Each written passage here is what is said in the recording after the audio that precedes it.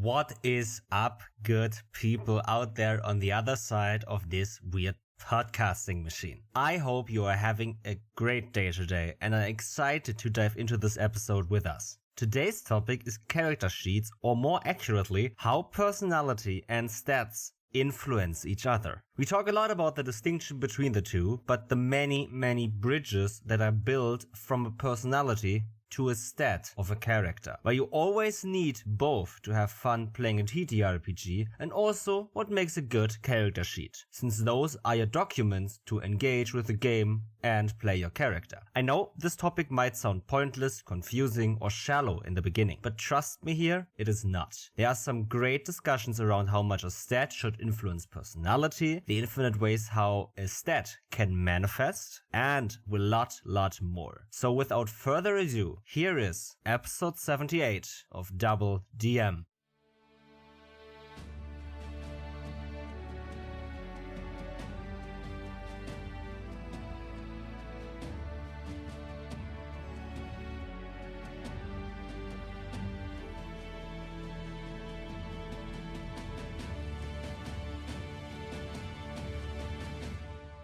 Hello everyone and welcome to episode 78 of DoubleDM podcast.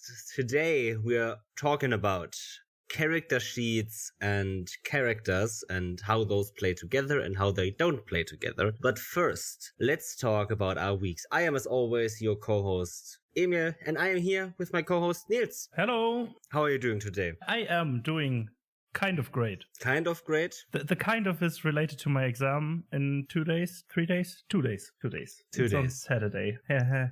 Which is a crime in it of itself, to have an exam on a Saturday. Yeah, and then it's also early on in the morning, so fuck that. But yeah, and then also maths, right? Yay.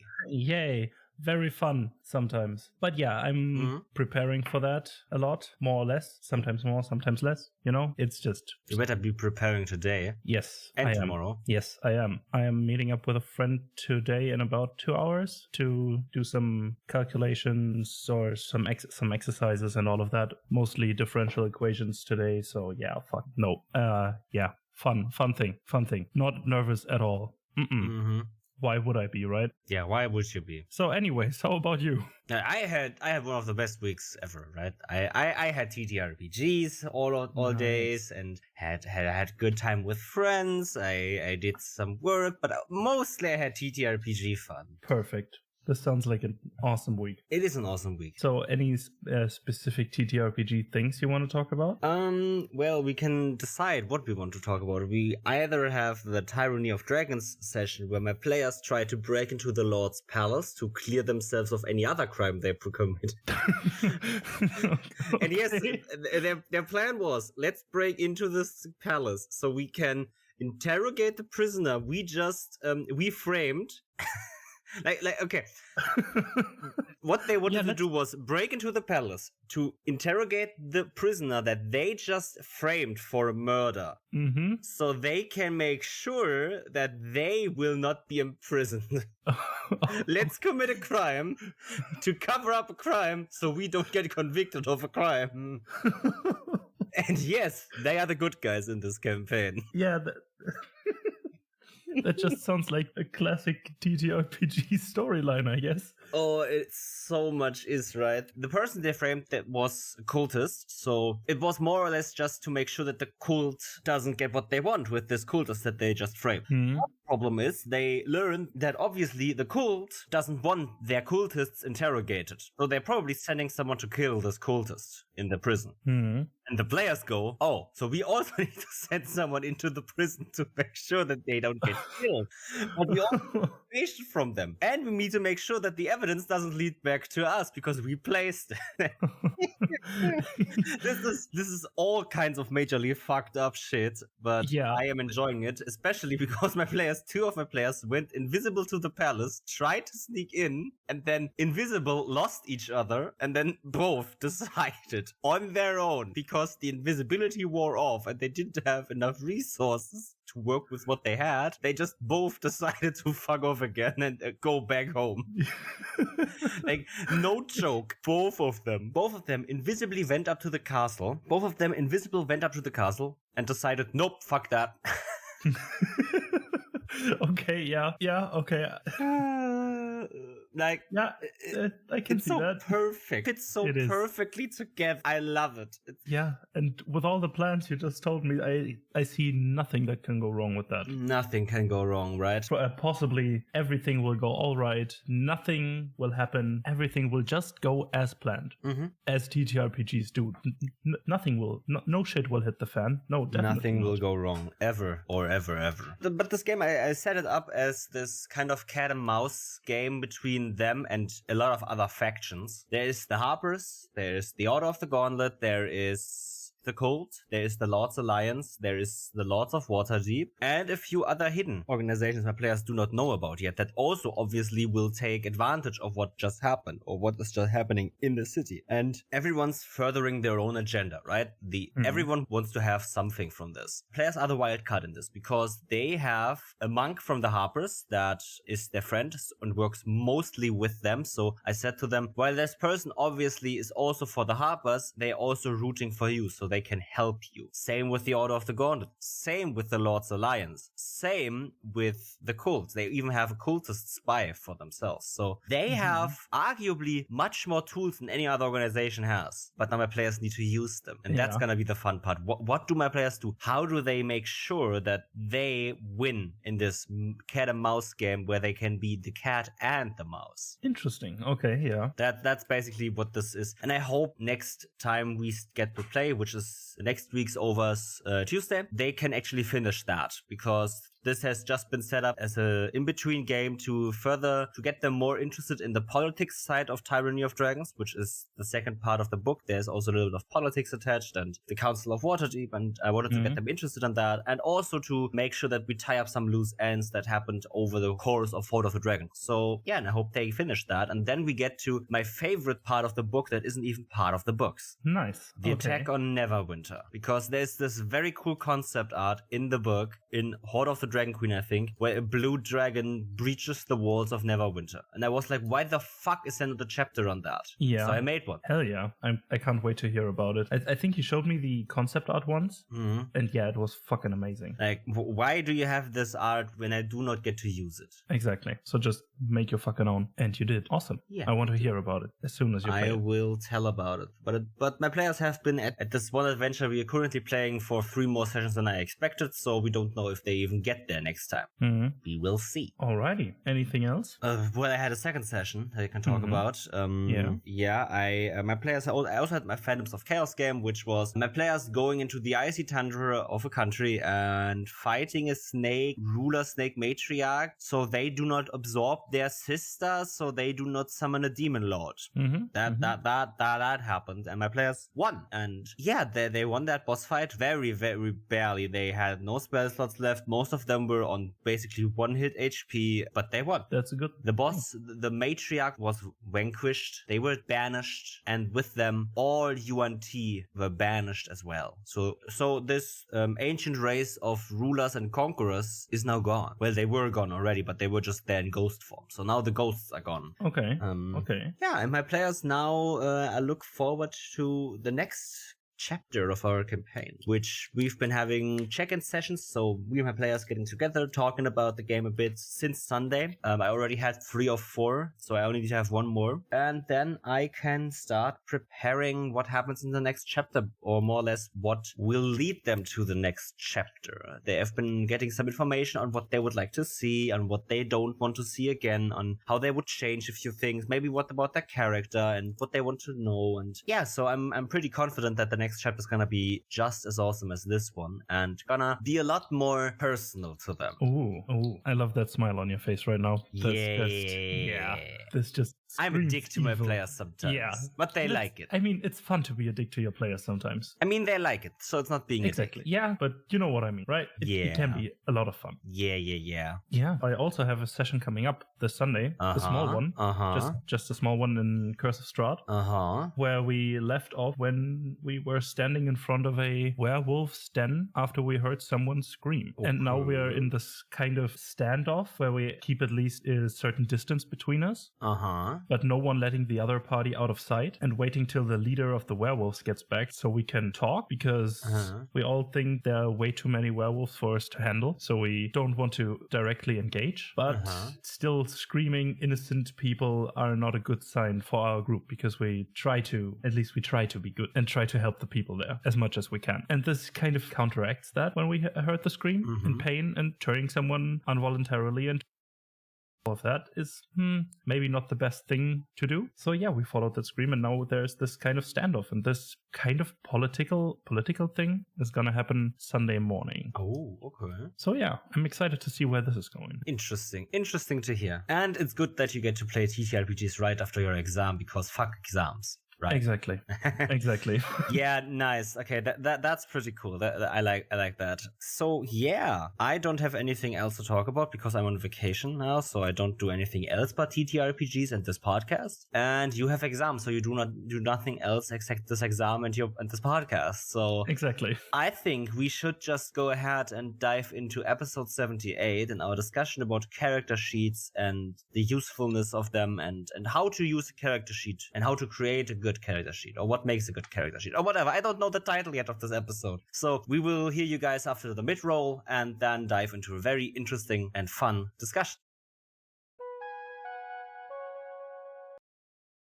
Hey everyone, and welcome to the mid-roll of the show. If you are enjoying the show and content, why not subscribe or follow the show right now on whichever platform you are listening on, so you can stay up to date with all episode releases. Then, next you can search us up on social media at DoubleDM Pod, or click the links in the info box of this episode to find our social media channels and follow us there if you want to stay up to date with all scheduling information and episode announcements. If you follow us on Twitter, you will also get a plethora of social media posts, as I spend way too much time on that platform. But hey, I have funny conversations with people like you and post memes, so that's a great thing. And lastly, if you want to help the show out even further, rate and review us on your platform. A quick 5-star rating or a few sentence review really gives us the feedback we need to improve the show and help other people find our show too. And hey, you can also just tell a friend about the fun you had learning with us and get them to listen in too. Also, we want to say that our show has open advertisement slots for you to book. Just head on over to our Twitter or email address doubledmpod@gmail.com to get into contact with us about getting your content shown on our show. Thank you for listening to this mid-roll, and now back to the show.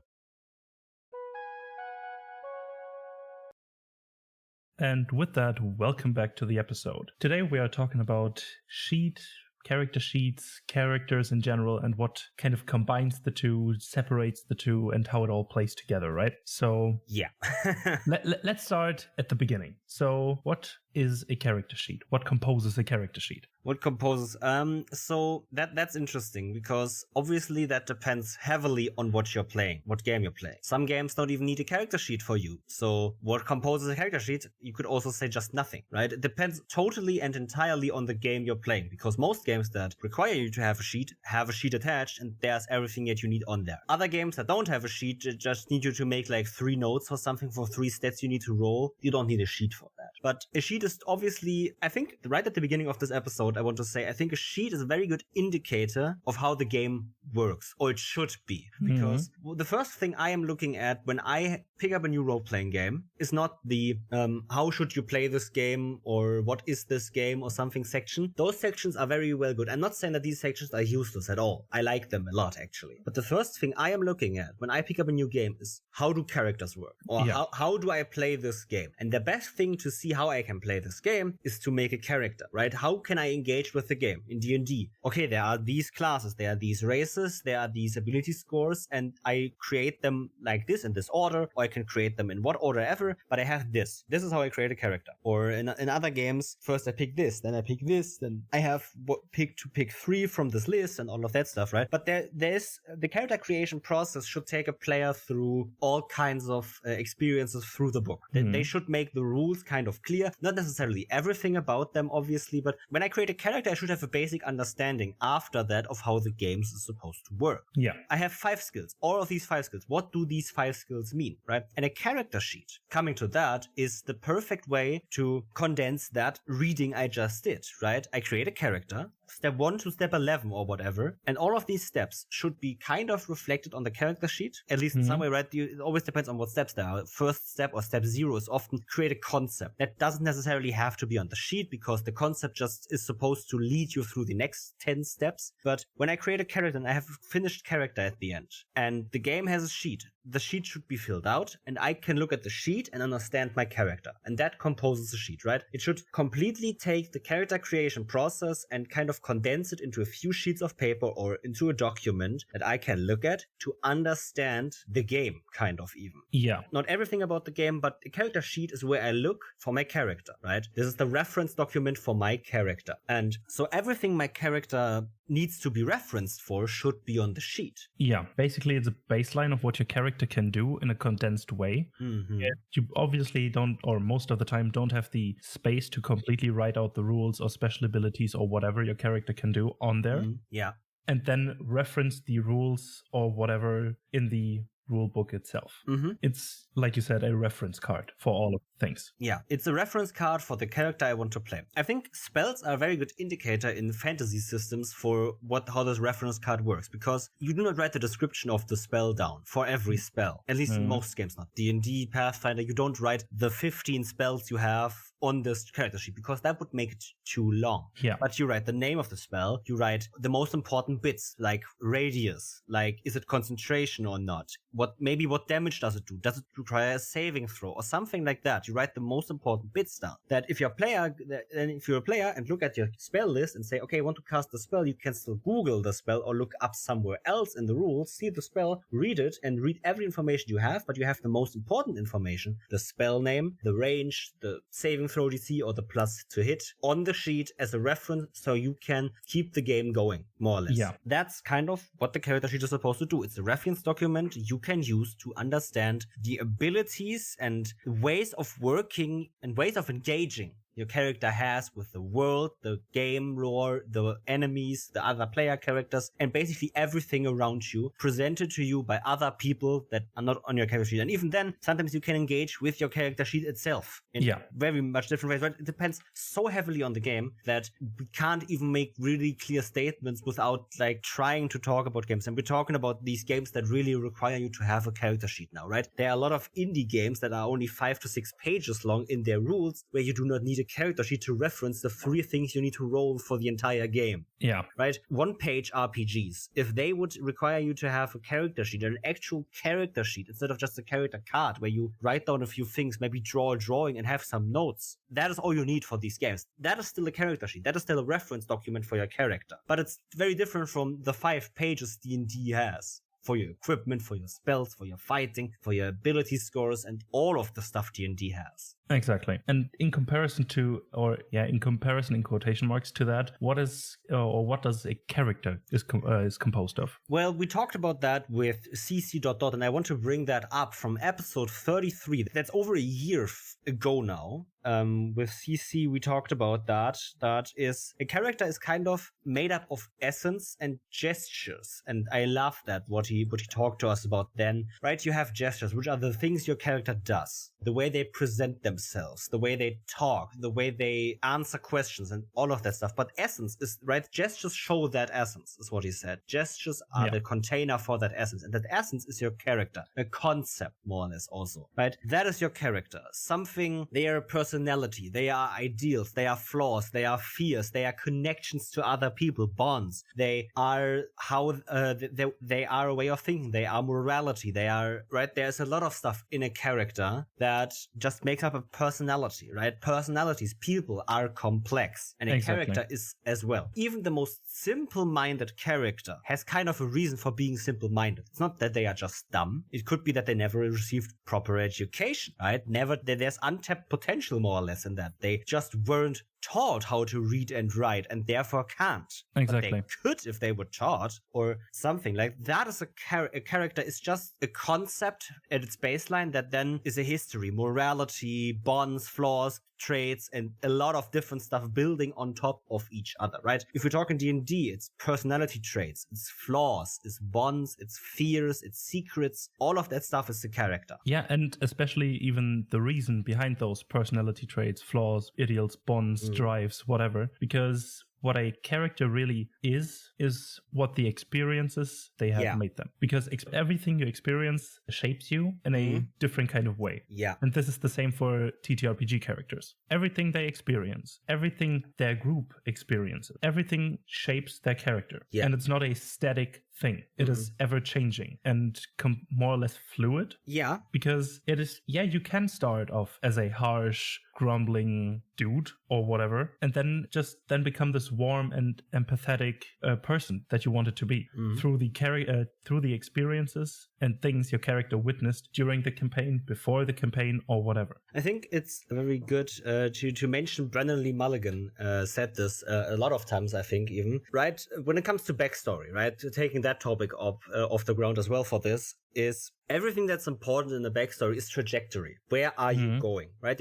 You're playing a character in a game. And I fully agree with the people that say that you shouldn't write too long of backstory or too many or even backstories at all. Because the basic reason for that is just simply, hey, we want to play a story in the game. Why do you come with an extra story attached to yourself, right? But that's not the point of a backstory. The backstory shouldn't be a story, right? It's just called that. It's a trajectory. It's where have I come from, because that informs where I'm going right now. If one of the characters is on hell-bent on revenge, that is a good trajectory in some direction, because that will force them to go with the party if the party furthers their goal of vengeance. Exactly. And that is a trajectory. There isn't much backstory attached to that, because there's just, I was a noble and I've been exonerated by the king for something I didn't do, so I want vengeance on the person that snitched to the king, or that lied to the king, or that influenced the king, and the king maybe itself here, right? That is a trajectory. There isn't much story there. That can be handled in like 5 sentences on a piece of paper. That is just a trajectory you can use to inform a character's actions, because now their actions are all hell-bent on this revenge, on this vengeance. Everything they do is with the notion of, does this get me my vengeance or not, right? Maybe the vengeance isn't even that important. Maybe they just want to find out what happened even. It's not about revenge. It's about why has this happened to me? I want to clear my name. I don't want vengeance. I want to clear my name. So then it comes, okay, understanding, trying to find information, talking to people, right? There's a completely different way from that, even though the story itself is the same. I've been exonerated by the king, but one of the paths is vengeance. The other is understanding and clearing my name. Very different ways you can go with that. And a character is on one of these paths. When I take characters from both paths, they're completely different characters. And a character is a lot. It's way too much to talk about, but in general, it's just the concept you have. It's the essence you want to play. It's what you want to play. I want to play this hellbent on revenge paladin or something. That is a very interesting concept. That is your character. Exactly. At least in some ways. In TTRPGs, however, coming by this episode as a topic is even in question, is your character is not just the concept. It's not just the personality. It's not just the history. It's also the sheet.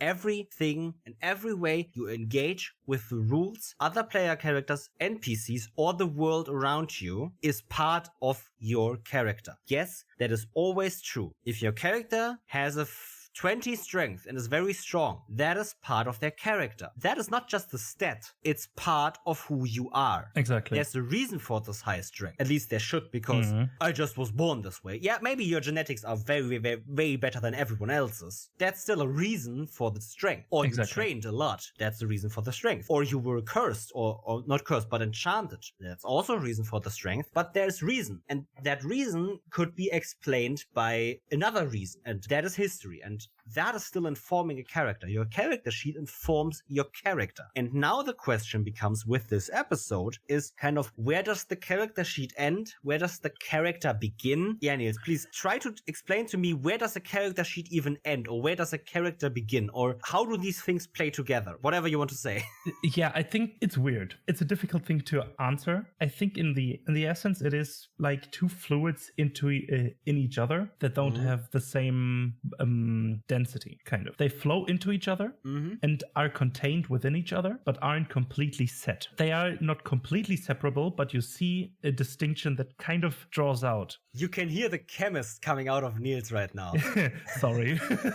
Because obviously it's not like oil and water, right? They're not separated. They mix to something, basically. And you could say you have personality and concepts and all of this more, let's call it hyper-physical stuff, right? They're not necessarily tangible things, not things you can put into value in most cases. Yeah. A personality. And then you have the things that are clear values. Strength, agility, whatever you want to call the stats, whatever you want to call the things you roll on, whatever you want to call the ways you draw cards from the deck in your TTRPG, or whatever, right? Those two things flow together to create this weird mass that is a character itself in a role-playing game. Because, right, a character in a book is only the concept. Yeah. There are no stats attached. There's no tangible stats attached necessarily, right? The author can make the stats up, kind of, right? They can say, this wizard can cast these certain spells, but that's not tangible necessarily. They can still change the rules of the metaphysics of their book to fit whatever they want to have, right? Suddenly, this wizard can cast more spells because I want them to, because I need it for the story, for this big climax moment. In a game, that in a TTRPG, theoretically you could also make that work with a GM, but you still have rules to abide by, right? Again, right, as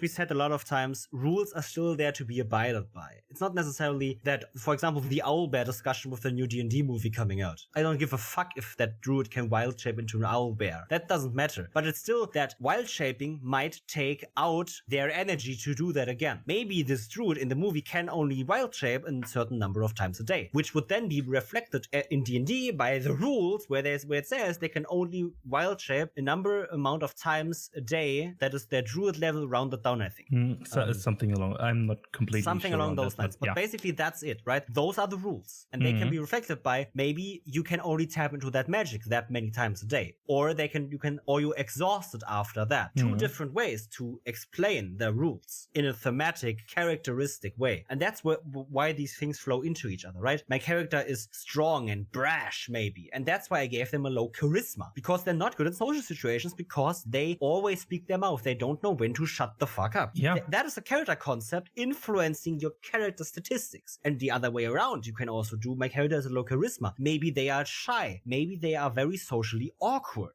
Yeah, or you can make it the complete curveball on that and give your character very high charisma, but still be not good in calm social encounters because they are more or grew up in a more aggressive environment. And so they had to intimidate their way through or bullshit their way through life. And so they aren't good at talking and persuading people, but bullshitting and intimidating people. Yeah, they know exactly what to say to the right person at the right time to get out of danger. Exactly. But they don't know how to convince the shopkeep that they should get a discount on the magic sword at all. But they know exactly what they need to say to the bully in the streets when they are cornered. Exactly. And exactly there is, I think, a distinction, even though not completely clear, between the character sheet and the character. Yeah. Because you have that 20 in charisma score, or the 7, or the 2, or whatever you have in that charisma score, or however your scores work, but the character then decides how you interact as a player with that statistics and tangible things from the character sheet through the character with the world itself. You can see that this is, again, one of these very, very, very high mental thought exercises, basically, that when they are seen in theory, as we do here in this podcast, are very hard to grasp. But when everyone plays, it's so easy to understand, right? I have a character sheet. I have what I want to play. I play what I want to play. My GM tells me what I just did requires a roll, so I roll. And if my character fails, I just play that fail with my character's personality. Exactly. Very, very easy. But it's a very high concept when you think about it. Because a lot of times, for example, I think this question for me kind of came up when we wrote that into our notes for an episode, was when there was a discussion about what actually is roleplay. And some people say it's everything you do that is not your stats. And I so thoroughly disagree with that, because everything you do in a role-playing game, per definition, is roleplay, because you play a character, right? You have a character assigned by the stats, and you have a character assigned by yourself onto that stats, or from those stats, or with that stats, or whatever you want to call it. But you have basically these two parts of a character in a TTRPG. Your character sheet, which is the hard stats. You can have each of the two completely by itself without having the other in it at all, right? You can have a character concept, you can have a character personality without having any stats to it. Yeah. And you can have a character sheet without any personality to it. But as soon as you start playing, the other of the other one develops just by nature of how the game works. But if you have both, whatever you do with both is roleplay, because the game says your character has a strength of 20. They are strong. So if you are the one that breaks open the door in the dungeon because the door won't budge, that is playing your character, because your character would be the one that does that. Exactly. Because they are the strongest of the group. The group would know that, right? They don't necessarily know the stat, but there has to be a distinction between someone with a strength 20 and a strength 8. Yeah. That is a physical distinction you will have to see. I mean, have you ever seen a fucking heavyweight champion? How those people look? And now look at the lightweight champion. These people look physically different. Yeah. Because they are better at different things, necessarily. Exactly. Right? Or not necessarily, but they do different things. And there is a distinction you can see. And, right, people look different in the real world. Exactly. And that's not a bad thing. Not at all. It's a great thing that we're all different. If you have a very strong person working together with a not so strong person, and there comes up a feat of strength, the not so strong person knows they are not the strongest. They will ask the person that is stronger. They necessarily don't know how much this person can deadlift. Yeah. They don't know the exact number, but they know they are stronger, so they would be the one doing it. And that is why even your athletics check, even if it's just to climb a fucking tree or budge down the door or whatever, is playing your character, because your character can do that. Obviously, there's chance attached, but that extra chance attachment doesn't mean that it's not playing a character anymore. Exactly. I think you touched on an interesting thing, how strength or a strength score can manifest in different kinds of ways. For example, the heavy lifting champion definitely looks way different than the free climber or rock climber. And I would argue that both are strength-based skills, but one has more grip strength and forearm strength, and the other more upper body and in general core muscles. And this is a interesting distinction, again, how your hard stats, the character sheet itself, can manifest into different types of characters. And even when in the game itself, they have the same strength, they would also have the same carrying capacity, they would have the same... The game handles both characters the same way, because as always, a game needs to have a level of abstraction in it. It needs to have, because if it doesn't, it would be a simulation of real life, and no one can write that. No one can emulate real life. It isn't possible, and that's why this game has abstraction, and it depends on how much that abstraction comes. But the character sheet is just an abstraction of your character to engage with the rules that the game has, right? Your athletics skill is +7. That means you have 35% chance, 35% higher chance to open doors that won't budge than a person with a +0. Don't do that math, because percentages always get weird, but right, 5% chance on the dice, every side is 5%, you have +7, so you have +35. Anyway, but there's an abstraction in that. You're better than others at this. So that's what your character does, because at the same time, you're not good at something else. Exactly. You might not be good at talking to people. You might be socially awkward, socially shy, or whatever. And that's where the other character comes into play that has spent their whole life talking to people and has a high charisma stat, right? But there's still an abstraction that can manifest in a lot of different ways. But in the end, the game handles all characters with a high charisma the same. Exactly. But it can be that they are sweet talkers, that they know exactly what to say, that they are naturally beautiful person, that they might be very cunning, right? That they know exactly that, right? They might not know what exactly to say, but they know how to read every social situation perfectly. They understand what to do instead of what to say. And those are all different ways charisma can manifest. But in the game itself, on the character sheet, it all reads as charisma 18. Exactly. And this is something interesting because I think that kind of relates to what you have on your character sheet, but something that you can do while still not being on the character sheet. Yeah. Is there anything else that your player or your character can do that isn't defined on a character sheet in a TTRPG? In many games, I encourage my players to look beyond their character sheet, right? As a GM tip, encourage your players to look beyond their sheets. One of the most beautiful things anyone has ever said to me about playing a TTRPG is stop looking down at your sheet and look in the eyes of your other players. Oh, damn. Yeah. Right? Some might call that metagaming if you talk to the other players in a certain way that might not perfectly be defined as role-playing. Again, I say everything you do is role-play. Your discussion might be a little bit meta. Yes, you see the timer the DM put on the table and you say, oh, we only have 8 minutes left, even though your characters don't know that they have 8 minutes left. No one needs to say that your characters in-game have said we have 8 minutes left. They might have just said, oh shit, we don't have much time left. That's the same statement, more or less. I don't consider that metagaming. Metagaming is only when someone really excellent information they couldn't have, right? For example, sometimes one of my players rolls a perception check and sees something and doesn't necessarily say it instantly to the other players, but the other players act on it, and I just hand wave that as, yeah, they probably would have told you guys that you are being followed by a fucking black smoke creature or something, right? Yeah. I do not necessarily need them to roleplay them informing the others. They can, but I just assume they tell the others. I just assume they tell the others and do something different. My players often more times say I do not tell the others than I tell the others. Yeah, because I think the I tell the others is in most TTRPGs in a bigger group, or especially in a bigger group, more of a standard thing.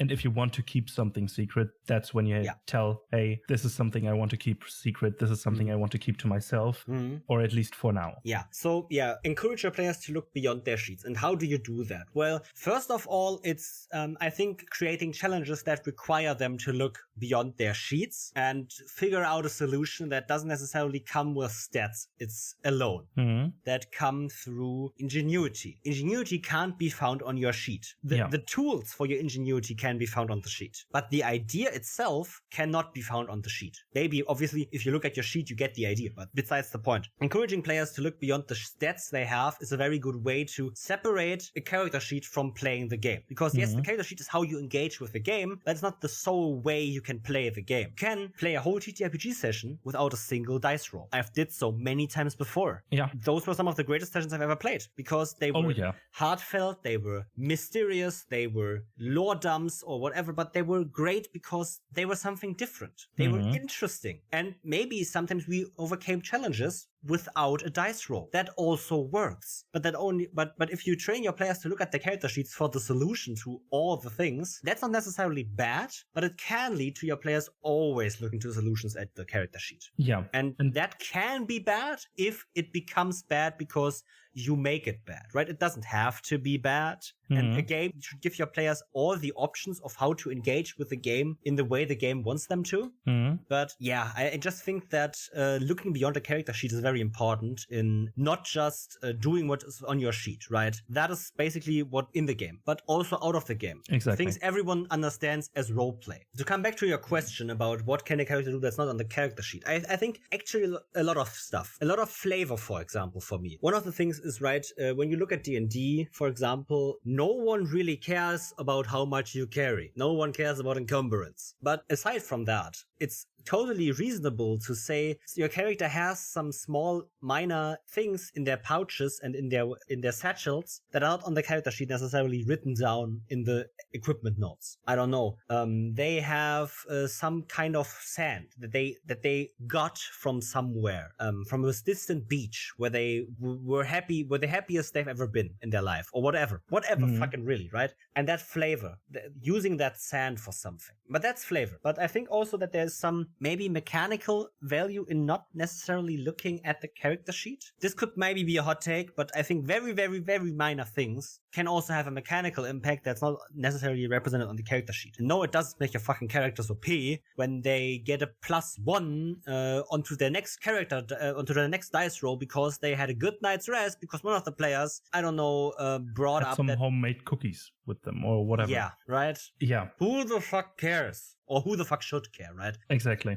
Those are very minor things. They're not written on the character sheet. Maybe the character is, right, homemade cookies. Maybe the character is a good baker. Yeah. And you just say that. And no one bats an eye because it's a minor character detail. It's probably not going to influence the balance of the game. It's not going to influence that suddenly everyone in the game wants to be a baker because baking is fucking OP suddenly. No, it's just an addition to your character that isn't on the character sheet, what your character still can do because it has no mechanical or minor mechanical influence that doesn't make anything out of balance or whatever. I had an awesome session regarding that actually, very early on in the campaign where they are now in the tombs of these ancient cities. Yeah. Where it was one of the best sessions I've ever had, but I didn't run anything. I just said, this is what happened, what happened last time. This is the situation you're in right now. What do you do?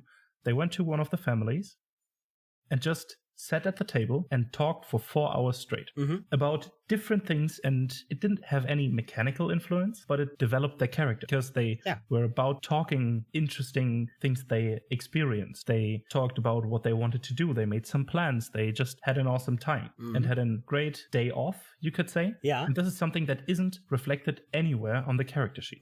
It's just something your character can do without having any interaction with the character sheet that you made for it. Yeah, right. And that's where this distinction comes in that we talked about, right? If you have these sessions, 4 hours of talking, they're not bad sessions because you didn't roll a single dice. They are good sessions because you had fun. That's the very, very, very simple way, because they are fun. But at the same time, a combat session can be a lot of fun because you do a lot with your character sheet, right? Because that is just as equal fun as not engaging with a character sheet at all. It depends all on, you could say, balance of it. I wouldn't want 10 sessions of not rolling a single dice, but I also wouldn't want 10 sessions of only rolling dice. Yeah. But both is very much fun. Engaging with the game on the character sheet is a lot of fun because that's how you advance in the game. I don't mean in an experience type of way, but just, right, the game is supposed to go with the character sheet, right? The character sheet, as I said, is a kind of condensed reference sheet for the game, for your character, so you can play your character in that game. But then you add a concept on top of that. Then you add a character on top of it. You add a personality on top of that. And sometimes in some games that might have some influence. Some games, I really like these games that give some kind of mechanical value to that personality, that kind of blend these lines even more than most games already just do, because the lines are always blurred. But there are some games, for example, I don't know, very simple example is Shadowrun's connections, right? You have connections. You have NPCs attached to you. In some other games, those have no mechanical value at all. You just know people. But in Shadowrun, it says very clearly, you know a mechanic. This mechanic is willing to do this for you. And that is a mechanical value. That is a mechanical, I want to talk to my mechanic, I want them to do this for me. And then they do that for you. And those lines are more blurred than in games where you do not have a mechanical value for NPC connections. Yeah. And the lines are always blurred. So you cannot define what constitutes a character and what does not constitute a character. And that's why, in my opinion, we need to stop telling people, first of all, that roleplay is only playing a character and not just also rolling dice, because that is part of the roleplay. For some people, that might not be as enticing as having an improv talk for an hour, but it's still roleplay. You're still playing your character because your character is that stat. That's part of who they are. Exactly. And at the same time, you also need to stop obviously hating on those that like the roleplay because they do not engage with the game, because they in fact do engage with the game, because the game, in most games, the first step of character creations, have a concept, create a character concept, create ideals, create a personality, something for your character. That's part of character creation. So it's a way of engaging with the game. You're playing a role-playing game after all. Exactly. The first step is always don't just play a stat block or just a character sheet, because that isn't a whole character itself. The character sheet is part of your character, but not the other way around necessarily. No, I would say it's actually exactly the other way around. It's both a part of a character in a role-playing game. If you do not have one or the other in a role-playing game, the experience of the role-playing game is not going to be the one you wanted. You will always need to have a basic personality. You will always need to have a character sheet to play a character in a role-playing game. Even if that personality is your own personality as the person at the table. If you insert yourself into the character with the stats, that's still a personality. It doesn't fucking matter which personality it is, as they have one. Because a person with a personality plays them. There is no way around that. At the same time, there is no way around creating a character for a game that needs you to create a character. Exactly. Right? There is a game, Dungeon, that is about playing a video game and losing connection to that video game, right? Suddenly, you do not want to play this game anymore. It's not fun anymore. And the game says you create basically an avatar in the game. Create an MMORPG character, like in a video game. And you play the person playing that MMO character. Okay. And the game says, I have never played it. I've only skimmed the rules a bit after I bought the game because I loved the idea of it. But you're supposed to play as yourself, or the game encourages you to play as yourself, playing an MMORPG, playing a character in that game, and you lose connection to that character, to that game, to your friends playing that game. It's basically a game about if we suddenly stop playing League of Legends together. That's that, right? The losing of that connection to that game, stopping to play, not logging on the next day. That's what the game is all about. And there you play yourself, or it's encouraged to play yourself. You do not have to. And the personality is you. It's still your personality that you insert there. It doesn't mean that you haven't suddenly not created a character. You already take a pre-made one, which is yourself. But yeah, it's a phenomenal game. It looks great and it sounds great. I've never played it, but it just reminded me of this because, right, you cannot play a game without a personality in the character. As long as you have a character, as long as you engage the game from a character standpoint, there's always going to be a personality. Even if the game says play yourself, because then yourself are the personality. Even if you try to not have a personality, you will have a personality in the fact that you do not try to have one. Exactly. If you ever try to play a character that has no personality, that suddenly is your personality. There isn't something as no personality. And that's why that's always there. And at the same time, you always have to have the stats you need to engage with the game itself. So you always need to have both to have an enjoyable TTRPG experience. And that's why we need to stop shaming a site that likes playing a certain way, engaging with one of these two things more than the other. I want more roleplay. No, I don't like that. Yeah, maybe you don't like that, but do not shame the person that likes it. Exactly. Okay, 2 more things for this episode, I think.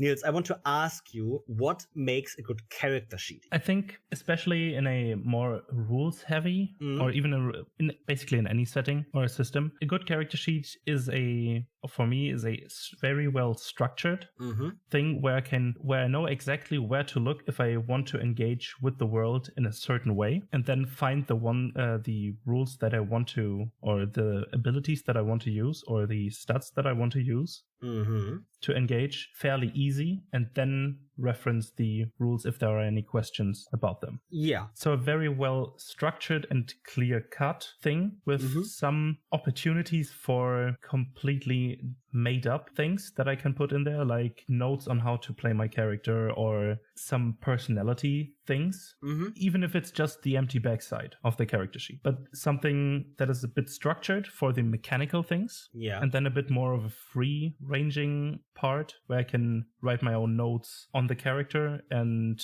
the backstory essence or the gestures the character wants to use. I think a character sheet for me that is good is, I agree fully, right? It should be good structured. It should be a good reference document for myself. But the best character sheets are the ones that explain everything to me I need to know, right? It's a reference document. But you said, for example, that I can look up into the rules. And I think that's actually a flaw of character sheets. I know why they are there. For games, for example, have spell lists. If you have 20 spell lists on there and write down every single spell, obviously that's gonna create a long character sheet and no one wants that. I understand why that's there, and I totally accept that fact and don't want them to change that fact. But if a character sheet is 4 pages long, it should inform me of everything I need to know to play the game with that character sheet. If I have to look up the rules, how to play my character even, with the character sheet, that's gonna detract from the experience of playing the game. For most players, I would say. For most players, looking up the rules is not part of the fun. Yeah. And I think that's why the character sheet is there to stop from that. You can play a game without a character sheet. Even of D&D, you can play a game of D&D without a character sheet if you have everything in your head. But that probably means you will have to look up a lot more rules than you need to do when you have a character sheet. Exactly. And the best character sheets are the ones that make sure that I do never have to look up rules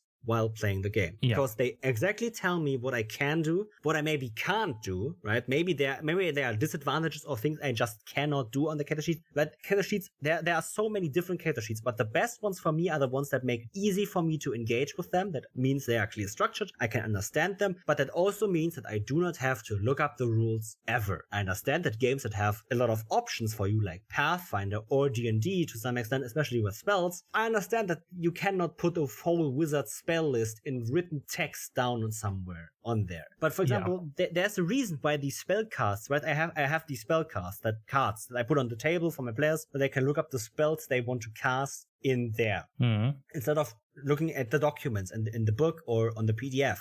But these things only exist because the character sheet does not take care of that. If the character sheet would tell you what each spell does, those spell cards wouldn't exist. Yeah, but then this is something you have to balance. I think if you want to sit there with a 10-page document where every spell is completely written out in text, this might subtract from the structure. Yeah, right. Again, I totally agree that do not make the character sheets too long, because the longer they get, the less people will engage with them fully. Exactly. So this is a balancing act you have to do. Yeah. To balance the readability and structure with the rules that are displayed on there. Yeah. Obviously, write your game first and then write the appropriate character sheet for it. If your game requires your players to look up the rules sometimes for spells, so be it. No one bats an eye at that.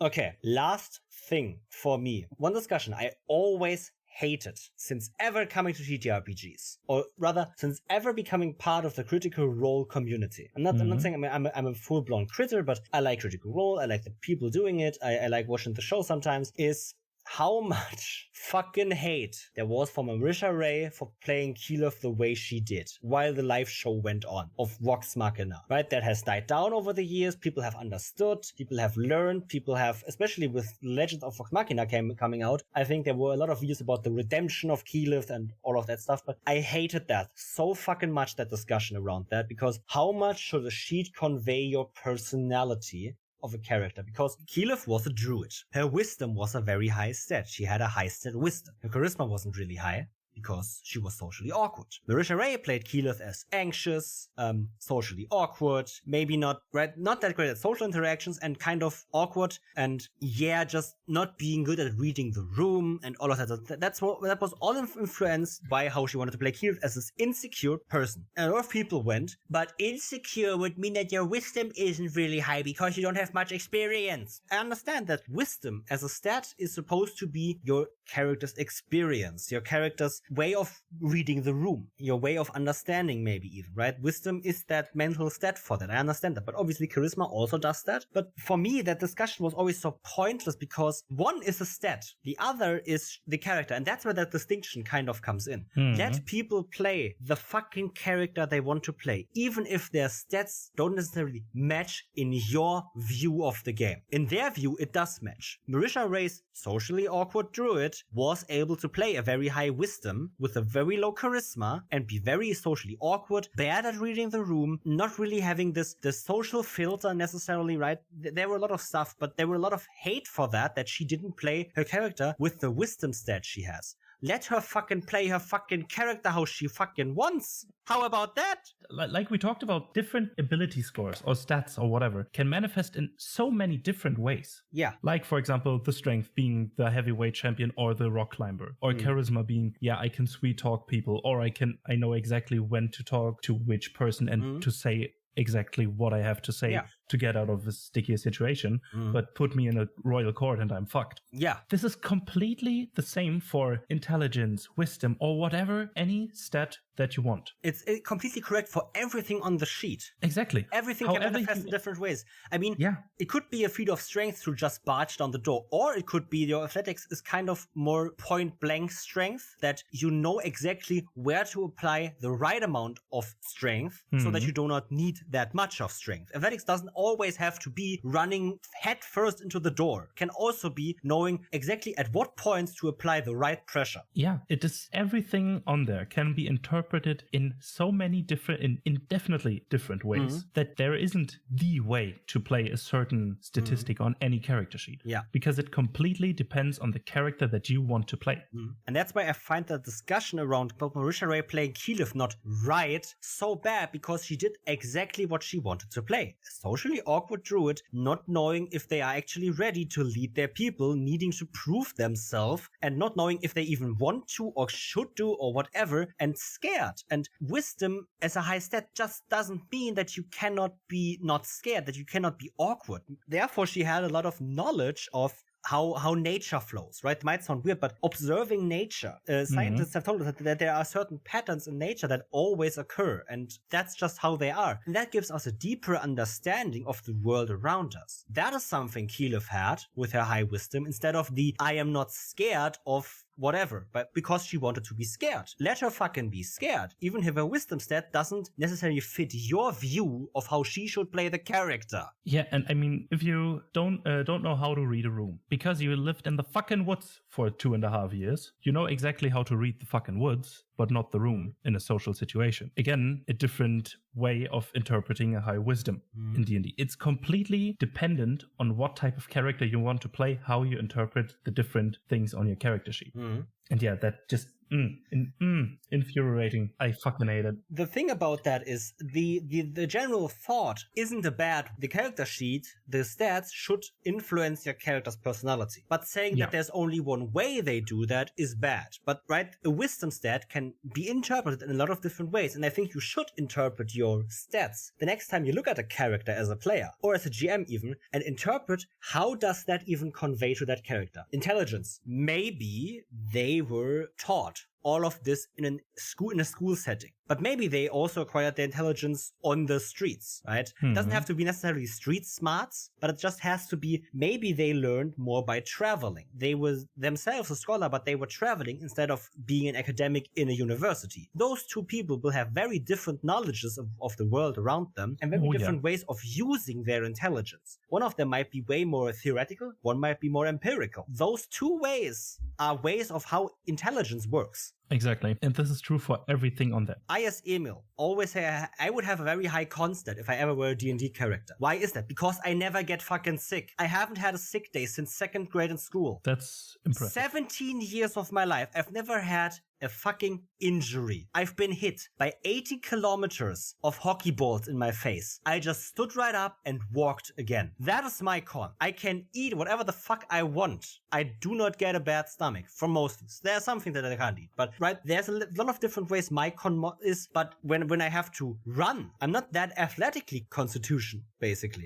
I do not have an athletic constitution, but I have very high durability against injuries and sicknesses, for example. Yeah. There's a high difference between that. For every stat, even for con, which is sometimes regarded as the most dumb stat because it just doesn't do much. Even there you can interpret that in a lot of different ways. And that's why looking at your stats when you make a character, if you don't have a personality yet and just want to create a character sheet first, look at the character sheet after you've created it and then derive from that. Exactly. This person has a high con. I want that high con to be basically, they can basically eat everything. They have an iron stomach. That probably means that they are pretty reckless when it comes to food. They do not care what they actually eat. They just eat it because they can. And from there you can go. That's the starting off part. You do not need to create a personality first and then create stats according to that personality. You can do it the other way around, but you can also do it this way. You can do it every single way. You can create a character from every starting angle you want, and it will always work out as long as you work out